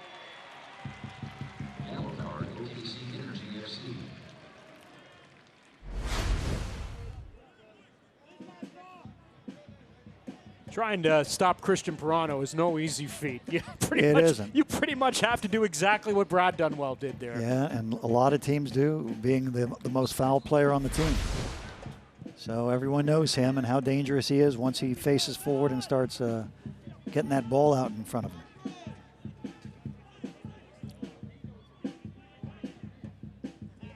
So Solignac and Perruzza on after an hour here. And again, Lucho Solignac goals in 6 consecutive matches as he comes on here. Well, there's Omar Gordon out of the far flank. Cutting it back to the inside. Dunwell leaves it off there. Vasiljevic didn't get all of it with the take. And gobbled up easily by Matt Cardone off the pitch. But that's the difference. I mean, if that had been Peruzza's same left foot in that spot, we'd probably see another one in the corner. It's just an amazing thing, the qualities of an outstanding striker and what a difference it makes. Little collision there as Dunwell hobbling a bit, getting back up. Meanwhile, here's Omar Gordon back inside the area, and his shot goes awry of frame. And Omar Gordon at least has come on here and delivered a little bit of some energy to Energy. Not the consistency of quality of technique that's kind of plagued him at times, but he's got energy and he works hard and he's got pace and he can suddenly throw a move at you you've never seen before. But in situations like this, the quality and consistency of your technique, of your cross, of your shot has got to be there. Tonight is 79th appearance in USL Championship play. 5 caps as well for Jamaica. It's part of that run by the Reggae Boys a couple years ago to the Gold Cup final against the U.S. Garcia.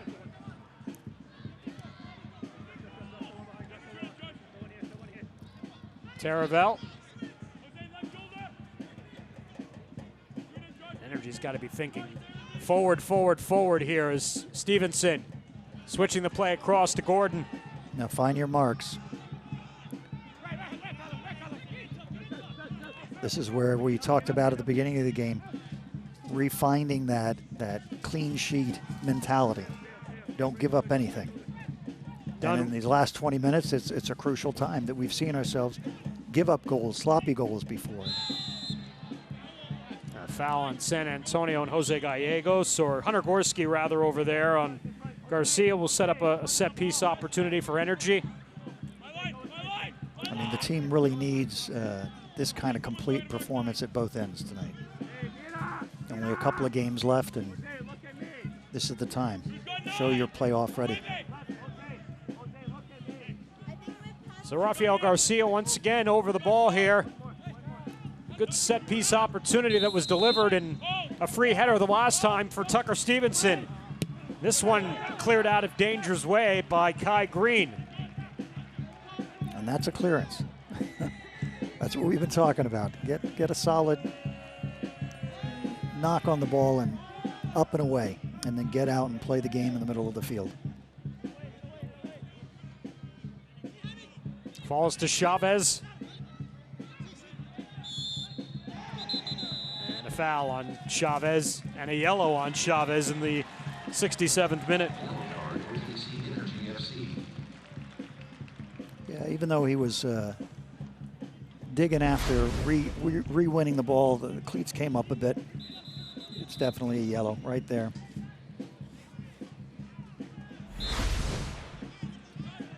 Just a player with so much pedigree, and you talked about it with Miami, that has just had such little impact, not only tonight, but really for much of the season, at least what was expected out of him from an offensive standpoint. But I have to say, you can either look at the striker and say he's not creating, he's not dynamic enough this season, he's not showing his hunger to get a goal, or you can look at the players around him who are not creating the service to allow him to be a goal scorer. And I think it's probably some of each as usual, but I would say looking at their team, they really don't have a creative player that's setting up strikers to be dangerous, to make them goal scorers. Salignac's bid blocked. Perrano back up with it. Dangerous spot inside the box. Good recovery there. And it'll set up in a San Antonio corner.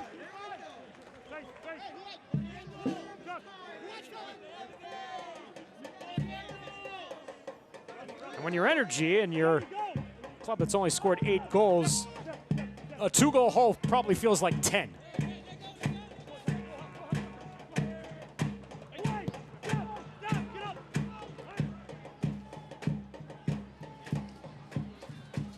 Omar Gordon against Connor Maloney. Yeah, I mean, I think in comparison, you look at what Perrano brings, what Gallegos brings, and we're very fortunate to have 2 young Energy players that have creative ability to create a goal or get a goal. And I'm looking at OKC. Perrano! That crafty left foot from Perrano, and had to be punched out of there by Cochran.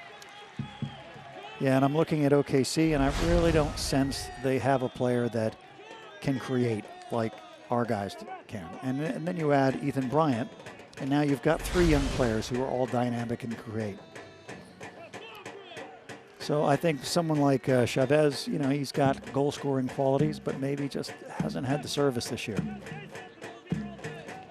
Gallegos over to take the corner as we're down to 20 minutes remaining in the match. San Antonio up 2 and starting to pour it on a little bit here on OKC.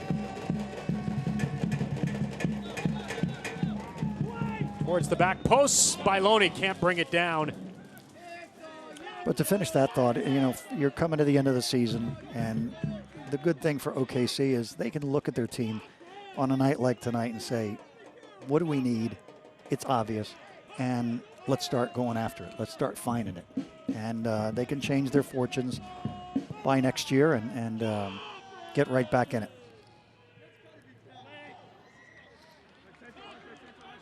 Last in the championship in goals, last in the championship in conversion at just over 9%. You mentioned last, just 105 shots, which was 81 fewer than San Antonio coming into tonight's match.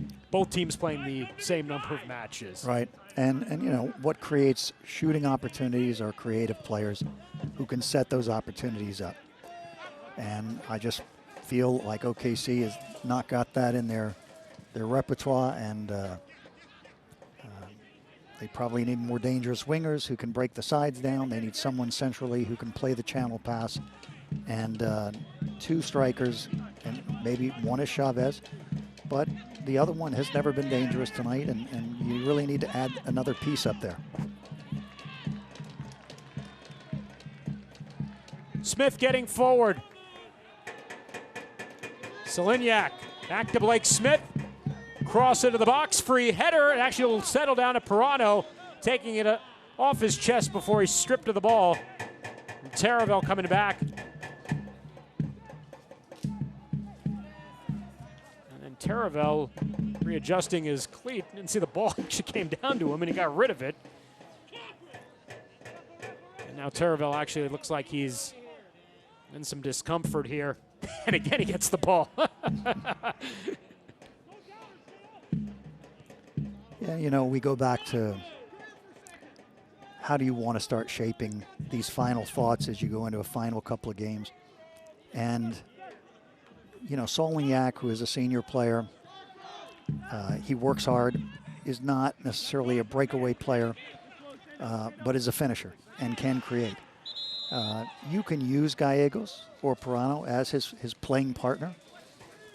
But I would prefer those 2 players playing as partners with PC to create a triangle in this system. And a guy like Perruzza, he's making a case tonight to be Solniak's partner, to show that we've got another true scorer that can play up there and off of him. And to me, that's the difference with this club compared to other SAFC squads, and in particular that 2017 squad that was built more on their back line and what they did defensively, particularly from Diego Restrepo in the net. This club just has a tremendous number of finishers, whether it's Seliniak, whether it's Dorenzo, Bailoni. Now you add Perruzza. Of course, the creative playmaking of Perruzza and Gallegos as Maloney gets forward here. And, you know, as we've said, Ethan Bryant, he has the kind of quality. If he's continued to grow as a player since he's been in Belgium, he could come back in here and make a case for himself. I mean, he was a starter here and played outstanding. I thought he was a fantastic player to watch. His fluidity on the ball, his passing. Gallegos! Cochran comes up with the save. And that will take us to, actually we have an OKC player that's down over here. That's Taravel once again, who was dealing with some discomfort earlier, but I think that will take us probably to our hydration break. We would have had here at this point anyway. Jordan Perruzza, just his 3rd match with San Antonio FC. He only joined the club a week and a half ago. 2nd start tonight. He was denied early on a great chance from CJ Cochran, but that was only the beginning of his night as he opens the scoring with a tremendous finish, and then a couple of cracks at the net to start the second half. This one, a header turned wide off of frame before Gallegos setting him up for a strong left foot finish there. And have a night, Jordan Perruzza. San Antonio FC seeing a brace out of the youngster. Looking at those chances, he could have had 4 or 5 tonight. He knows it too. A pretty efficient night for him. 2 goals in just an hour's worth of work. That's this pretty evening. Good. Pretty good. Well, I look forward to seeing more of him, and it will continue to make tough decisions for the coaching staff. But he's definitely showed something tonight. And speaking of playoffs, El Paso at the half up 1 over Real Monarchs SLC. Again, that match being played out at Southwest University Park in El Paso. And so again, in terms of what that does for San Antonio FC's potential playoff opponent is if El Paso were to see that result through, they would be up 4 on New Mexico, even in games, which means that even if El Paso were to lose in their matchup with New Mexico next Saturday night, they would still have a 1-point lead and really be in the driver's seat to own that top spot in Group C.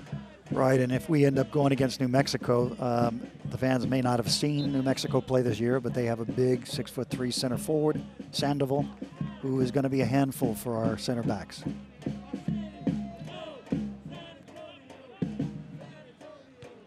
San Antonio, New Mexico, playing just the 2 matches last year in New Mexico's inaugural season. United, comfortable win in Albuquerque, although San Antonio did get the better of them here at Toyota Field.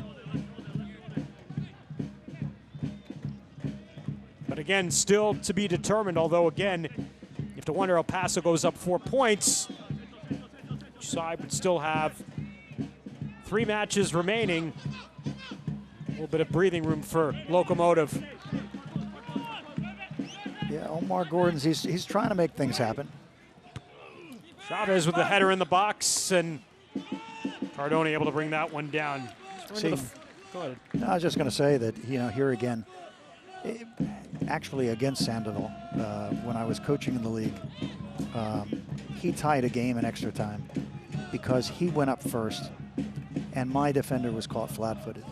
And if you're not going up first, then that player is showing a greater desire to get to that ball than you are. If you're flat-footed, he's showing a greater desire.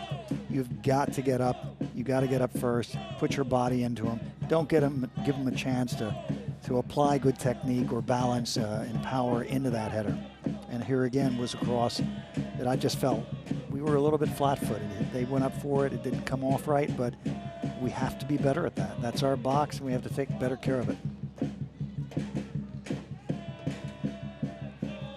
Yarrow will run this one down as he steers it out. Yarrow's fast because I know how fast Omar is. He did great on that. Looks like they're going to actually call the foul back on Hunter Gorski and go for the reset here. Gorski pulled down Brad Dunwell back into the midfield and might be shown. Is going to be shown a yellow? No, back into the pocket go the Cards there. Garcia, though, with a set-piece chance.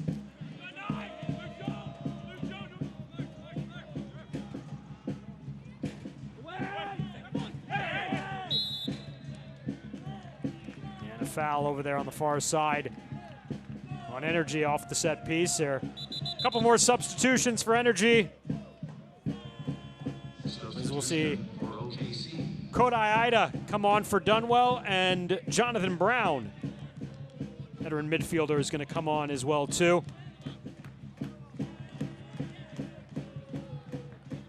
Fourth appearance for the Japanese native Ida.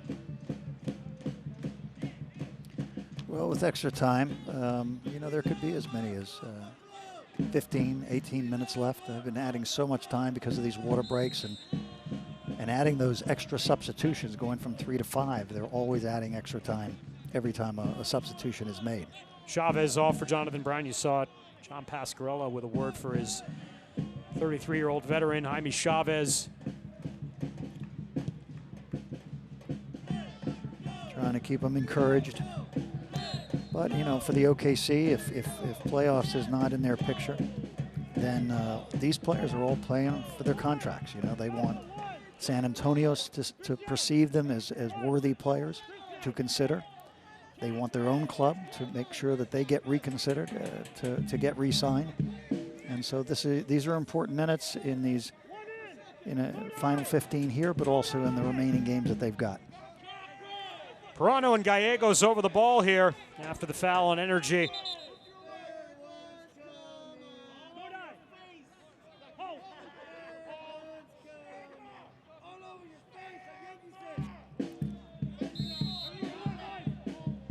Final 10 minutes here as Perrano delivers, looking for the runner, Callum Montgomery. That's going to be a corner for San Antonio. Very well-placed ball with that run coming in the backside. We were unlucky not to get on the end of that. It was just a super, super service. So Perrano will go over to the stick to take it. Well-played ball here. You see Montgomery just coming up there at the end of the picture.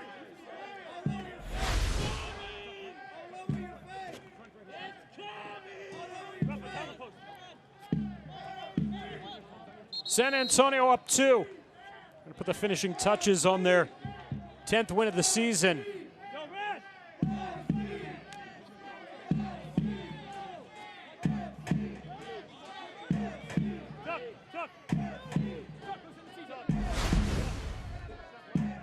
See before the corner, maybe Aga, Montgomery. Yeah, a lot of wrestling. It's normal. The referee did a good job to calm it down. Maloney will pick this one up. Actually, he's going to let it ride out for another corner. This one from the opposite post. That's smart on his part. It eats up clock. I mean, again, you're in a time management. How do you close out this game with a clean sheet? Maybe pick up the third goal, but no need to force it. Just manage your way out of it to get the 3 points.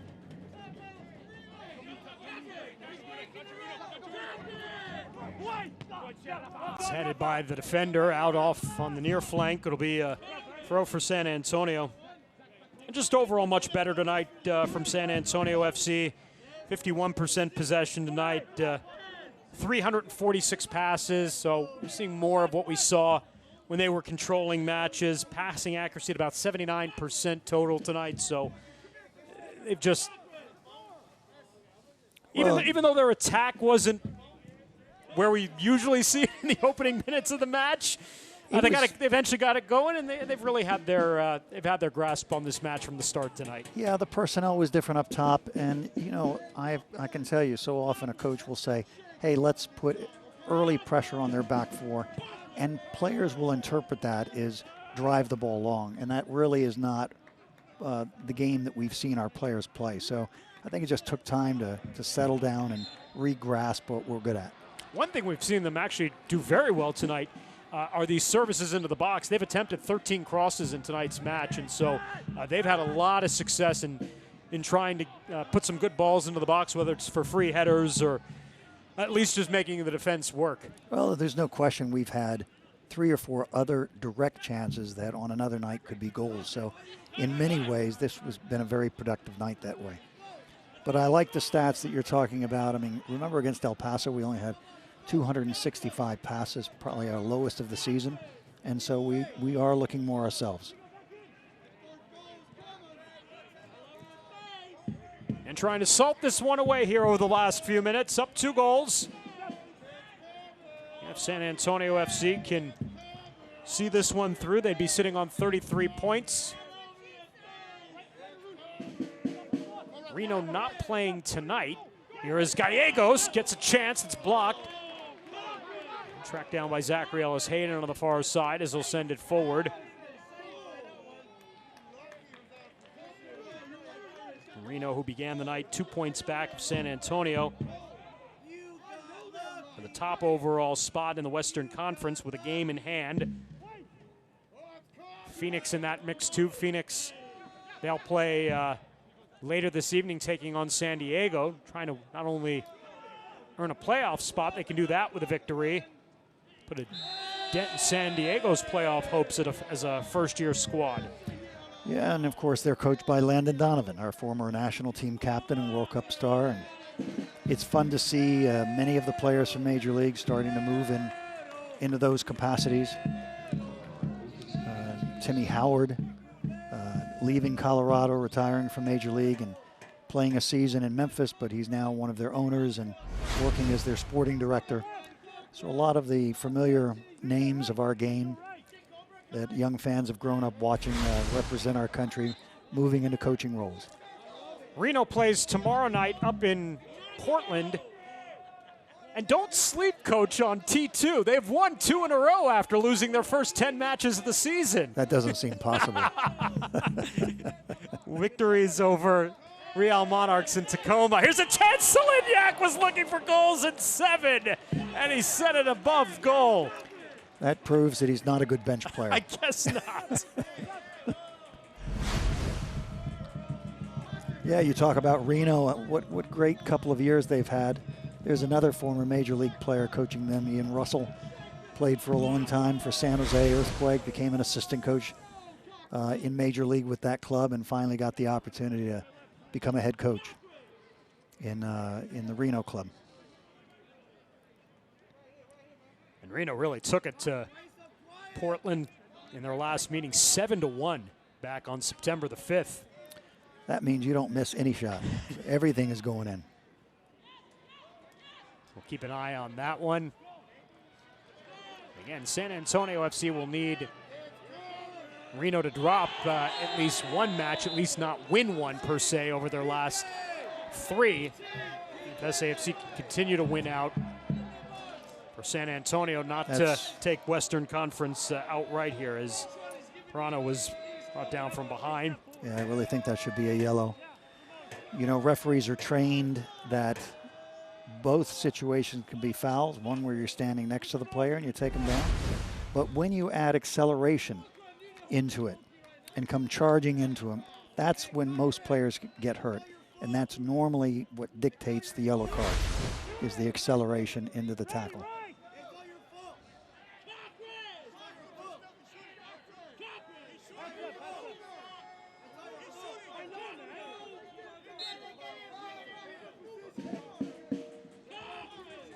Bailoni, as he hits the defense. Callum Montgomery swings it over. It's Perruzza cutting back to the inside. Watch out for that left foot. Can't open up, and he's challenged hard, and that's going to be a caution here on Nicholas Taravel, the defender.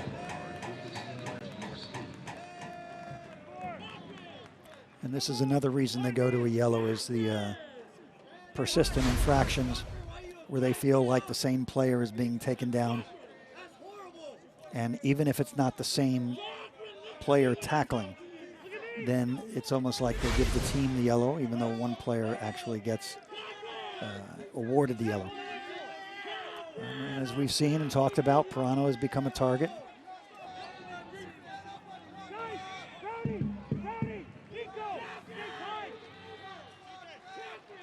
But he's tough, he's tough. And he's got a great shot to make this 3, although he can't get it over the wall. And that was kind of exactly where he wanted it, off his left foot. They're trying to go over to that near side of the net. And now Bailoni will be shown yellow here, following his challenge. Brought down Omar Gordon there. It's the grabbing around the face, the jersey, pulling him down. I mean, it's good the referee is starting to pull the cards, because this is getting a little bit testy. Don't want to get it out of control. Too much is at stake, not just tonight, but in the future games.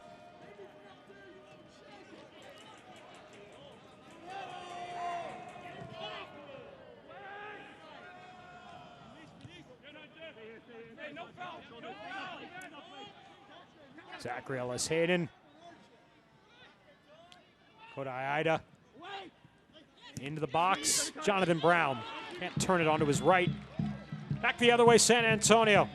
Perruzza, 2 runners upfield, Bailoni and Solignac. Was looking there for Ignacio Bailoni, was knocked aside. Gallegos with it back. Returns to Perruzza. Perruzza working it inside, turning Bailoni. That chance blocked by Ibiaga.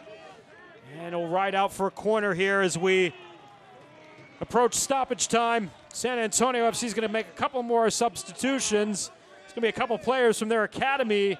We're going to get a crack here in stoppage time. Leo Torres is going to make his 2nd appearance of the season. And Josh Ramsey is going to make his 1st appearance in a San Antonio FC uniform in a championship match. Great to see, giving the taste to these young players, their first opportunities. Young defender out of the academy, Ramsey, 6 foot, 180 pounds. Just turned 18, Tim, on August 22nd. But, you know, one of the things that a coach tries to do is you want to give these young players their best opportunity to be successful. And picking a game moment like this where you've got a 2-0 lead, you don't feel threatened to give up goals, and, you know, certain level of minutes left. These players, perfect opportunity to go in and wear the jersey and feel the pride and feel the reward of teammates afterwards in the locker room. We've seen it before, you know, where Coach Allen will say words about the importance of these players getting in. It just unifies the whole purpose and direction of the club in such a positive way. Smith and Gallegos off, Torres and Ramsey on. Ramsey is the third academy player to make his championship debut this year, along with Leo Torres and Fabrizio Bernal.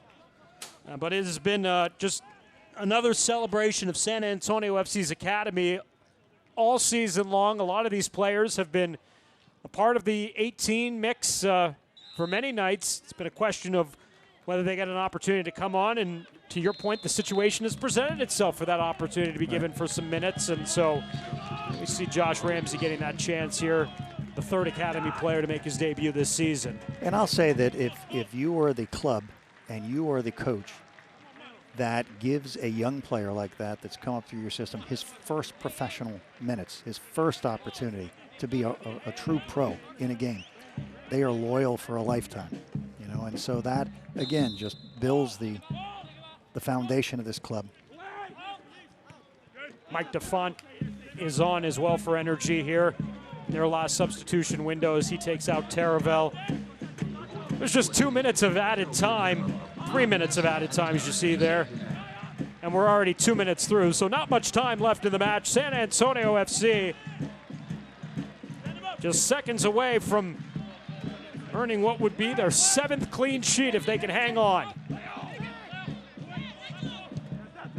As Bailoni gets rid of it.